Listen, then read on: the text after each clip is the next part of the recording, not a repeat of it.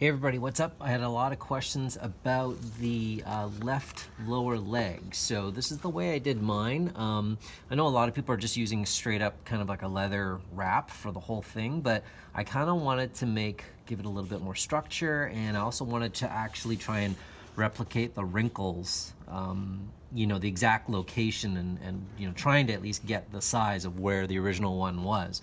So what I did was I printed just a generic kind of leg shape like this. I just modeled it in Fusion 360, and I printed it like 2 or 3 walls thick. I think it was 2 walls thick at 0.35, so just like a draft height. And then I basically made a cut up the back, so I slit it so that I could open it up just like a stormtrooper armor calf, right, or shin. And then what I did was I looked at all the screenshots and got reference for how the wrinkles were.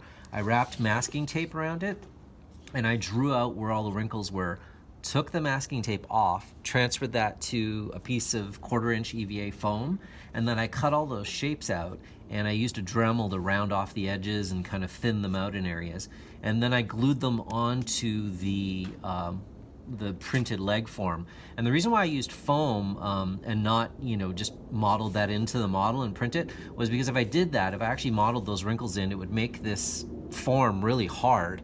It would add more structure to it. It'd be harder to open, and it'd be more prone to cracking. So using EVA foam, it's super flexible. It allows this to open up quite a bit. And so once I glued those on, I got some really, really thin, sort of like fashion leather, and it's got nice texture to it. Color's pretty close to the original. And I coated the form and the EVA foam with barge cement, and then I barged the other side of the leather, let it tack up for about 15 minutes, and then basically wrapped the whole thing, okay? And I just pushed down into all the crevices, and then that's how I got the wrinkles, okay? And I basically wrapped it all the way around and then cut the leather off, and now I had my leg form.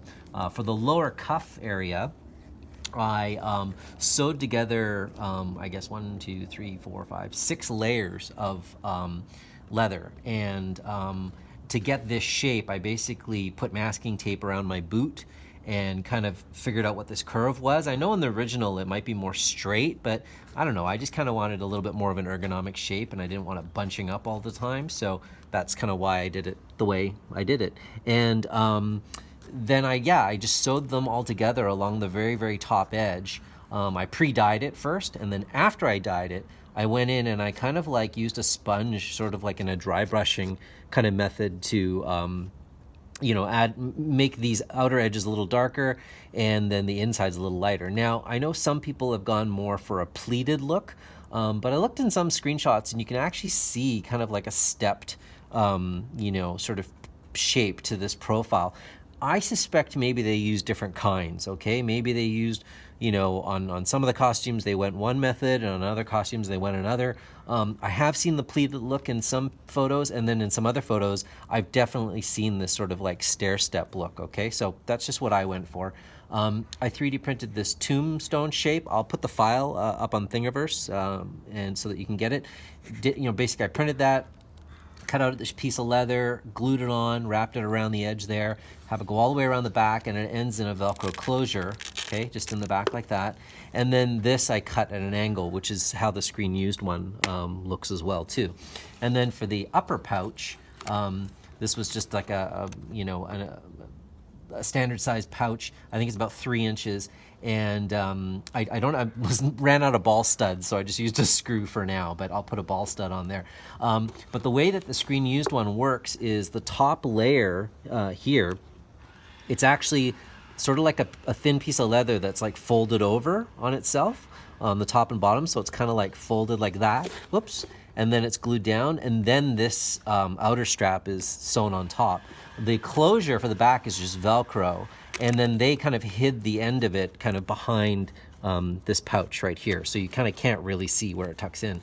Now, I did mine with a straight cut in the back, mainly because I broke my ankle about 8 months ago, and it's really hard for me to get into certain costumes. On the screen used, you can actually see there's a slit that runs kind of like a diagonal like that. So I still think what they did with the original was they made kind of like a hero version like this, and then they molded it and cast it so that they could get like a really thin shell, and they have it such that the seam is a bit of an angle. I guess they were sort of trying to hide it under this sort of pouch area and not have it be a straight line.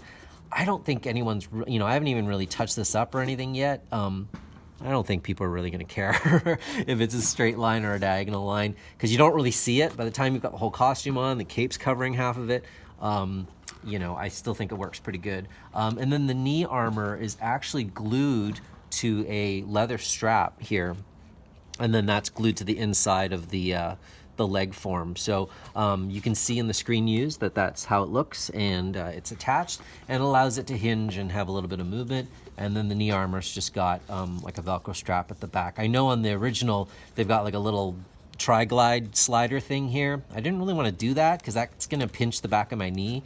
And these holes here, they're misaligned. This was an early model of the leg armor from Darren Pattenden at Great Ape Art Studio on Etsy. They do an awesome job on the models. That was just a little misalignment there, so I don't know. I may or may not fix that. It's still an awesome piece of armor. But anyways, that's how that looks. I hope that helps you out, and it helps you out on your builds. Okay, thanks. Bye.